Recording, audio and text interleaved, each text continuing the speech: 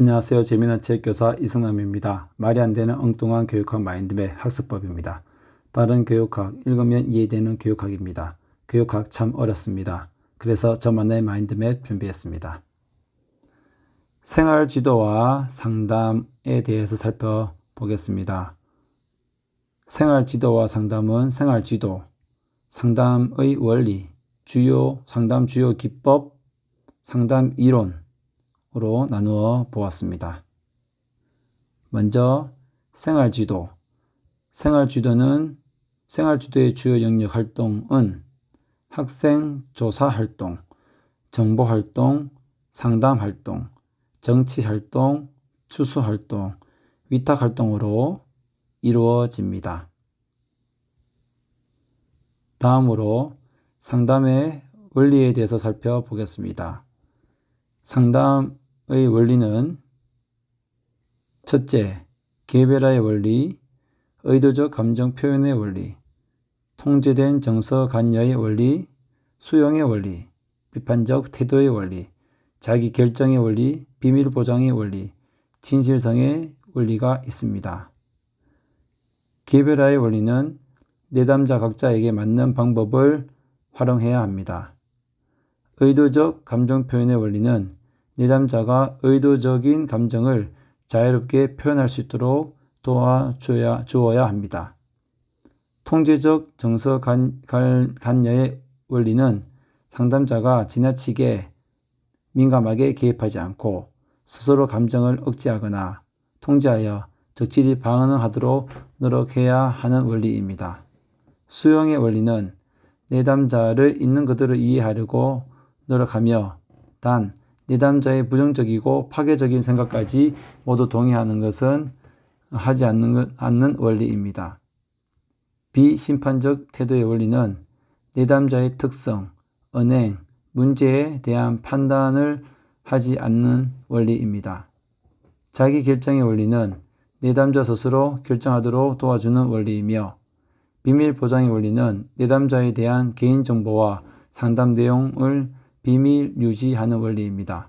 진실성의 원리는 내담자가 가식 없는 진실된 모습으로 임해야 하며 내담자에게 성실하지 않거나 정직하지 않을 때 결과가 부정적일 수 있다는 원리입니다.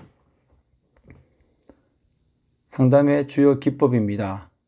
상담의 주요 기법은 경청, 수용, 반영, 재진술, 직면, 해석, 질문, 명료화, 구조화, 적시적 반응이 있습니다.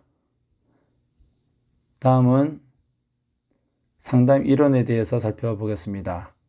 상담 이론은 아둘러 게임 심리, 형태주의, 에리스의 합리적 인지 정서적 REBT 상담 기법, 로저스의 비지지적 인간주체 상담 이론, 관계 형성 방법, 크레이저의 현실 치료로 나누었습니다. 먼저 아둘러의 개인 심리 상담 이론은 적시성, 마치 인 것처럼 행동하기, 질문, 악동 피하기, 단추 누르기, 역설적 의도, 심상 만들기, 숙제 주기를 통해서 상담을 활용할 수 있습니다. 형태주의에 대해서 살펴보겠습니다. 형태주의에서 말하는 성격 변화는 피상청, 공포청, 교착청, 뇌파청, 폭발청으로 이루어집니다.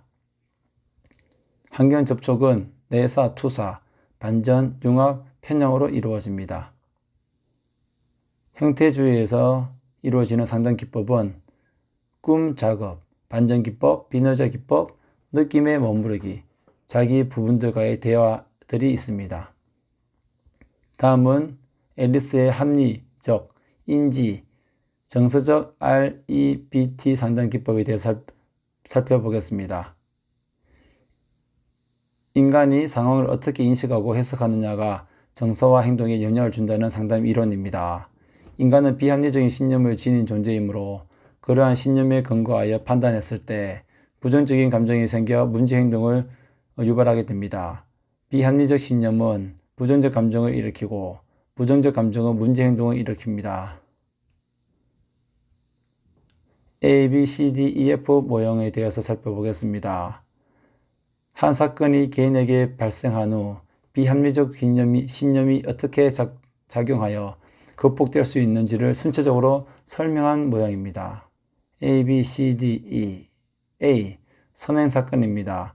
어떤 사건이 일어나 개인에게 정서적 혼란을 줍니다. B. 신념 체계입니다. 그는 자신의 신념 체계에 근거하여 판단하고 이 신념 체계가 비합리적인 신념으로 인하여 부정적인 결과를 초래합니다. C. 결과. 부정적인 결과입니다. 사건 발생, 신념에 의한 반응으로 나타난 부정적인 결과입니다.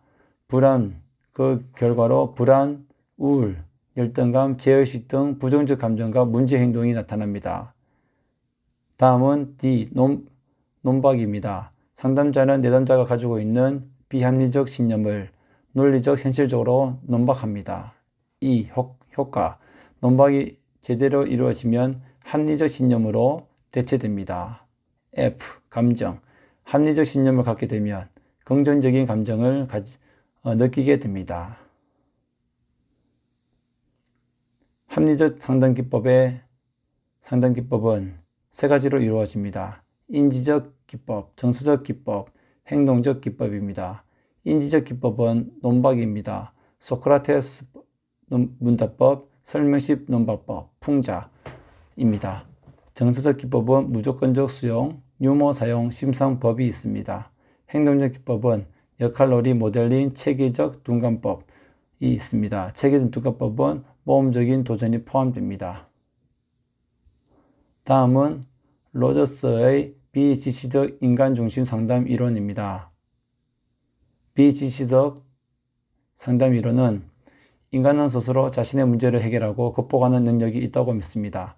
아이들이 어른들의 칭찬과 인정을 받기 위해 어른들이 제시하는 가치 조건을 내면화하며 자기 개념을 형성하게 되는데 자신이 지금 여기에서 경험하는 것들, 지금 내가 하고 싶은 것과 불일치할 때 자신의 경험이나 생각을 왜곡하며 심리적 문제나 부적응 상황이 발생합니다.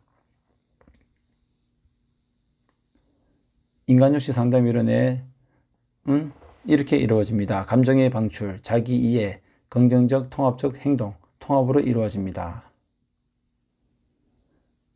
비지시적 상담 이론에서 말하는 관계 형성 방법은 다음과 같습니다. 공감적 이해, 무조건적, 긍정적 존중, 일치성, 진실성입니다. 내담자의 말에 공감적 이해는 내담자의 말에 감정, 태도, 신념 등을 포착하여 이해하고 상담자가 관찰하고 추론하는 것들을 내담자에게 전달하는 것입니다. 무조건적, 긍정적 존중은 상담자가 내담자의 인격과 발전 가능성을 존중할 때 내담자가 자신을 있는 그대로 표현하도록 도와주는 것입니다.